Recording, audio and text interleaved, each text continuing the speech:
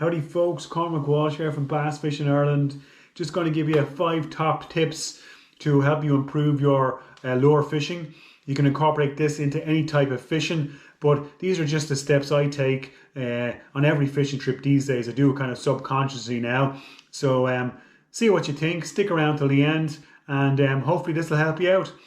Number 1, moon phase. So before I plan my trip, I'm checking the moon phase for when is the next full moon or when is the next new moon.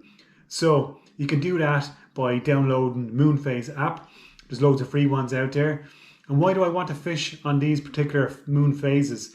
We get our spring tides on a full moon or a new moon, and that means the tides are bigger. They rise higher and they drop down lower. New moons and full moons kind of, encourage fish to feed and to move about, and it's always a good time to go fishing. So plan your trips around full moons or new moons if you can. I know it's very hard to do that all the time, but say if you have a couple of days off coming up, a couple of days to take from work, or there's a few weekends coming up that you're free, see what the moon phase is like. See if you can organise around a full moon or a new moon. What I look at then is the tides. I like to fish around high tide. Most of my fish have been caught, say, from 2 hours before high tide up to 2 hours after high tide. Now, I catch them in other tide states as well. In some locations, fish better on low tide, others on high. But starting off, I'd aim for around 2 hours before or 2 hours after high tide. Again, download your app, get your tide book, check out your tides. So you have a full moon. So what time is my high tide at? Sometimes that can coincide with dawn in the summer, perfect, or dusk. That's what you want to get. So that's what you have. So you have your moon phase, then you got your tides.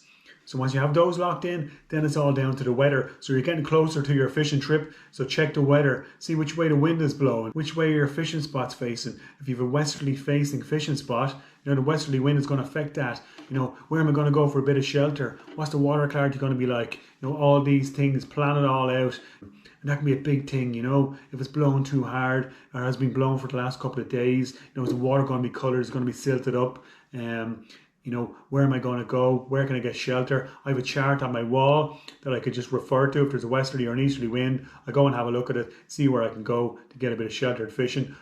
Again, there's loads of apps, and I put links in the description of this video for all the things I talk about in this video, make it easy for you to find them. There's some great tools out there, not just weather apps, but likes of Bouy Data. So we've got buoys all around the coastline here, and they give live data in relation to sea state, temperature, wind direction, and it's a really useful tool. I use those regularly, and I put some links in the description for them for you too.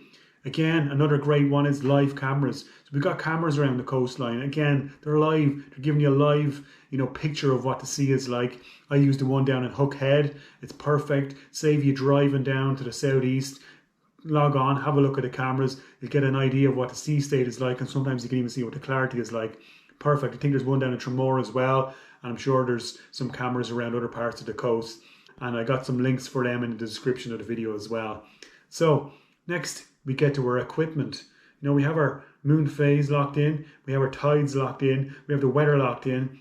So what's our equipment like? You don't want to arrive down to a spot, say for fishing at night, and your batteries are dead in your headlamp, or you hook into a decent fish and your leader knot goes. So I always try and get in the habit of, after each trip, I'll wash down my rod, wash down my reel, I'll check the knots, check the hooks, replace them if I have to, check the lures, are they broke, damaged, or chipped.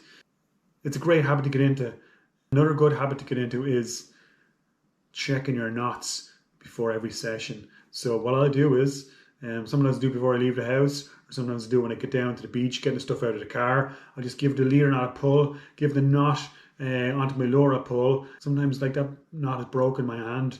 I'm like, geez, thank God I checked that there instead of being out there hooked into a big fish and gone, lure and all, So that's a great habit to get into. You put all this preparation and planning into your fishing trip. The last thing you want to do is get hooked into a lovely big fish, and all of a sudden he pulls the leader knot, or he pulls the lure knot on the edge of the water when you're trying to get him in. So check all your gear, get in the habit of it. It becomes second nature then. You do it subconsciously, Get home after your session, check the lures, check your rod, check your reel. I hear a lot of stories of I had a fish in, trying to get him in, had him in close and the knot broke, or this, that and the other. If you have confidence in your gear, that goes a long way. So that's another great habit to get into. Finally, the most important thing is location. So we spoke about the weather and tides. So you got to figure out and understand how all these factors affect each location. And once you do that, well, then you have it dialed in. So I know what spots I can go to. I rarely spend more than an hour at a fishing spot these days, because I know how the different spots are affected by the weather and the tide, and which spots fish a certain way on certain moon phases.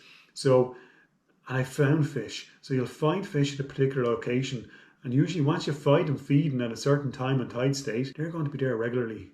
So that's really important.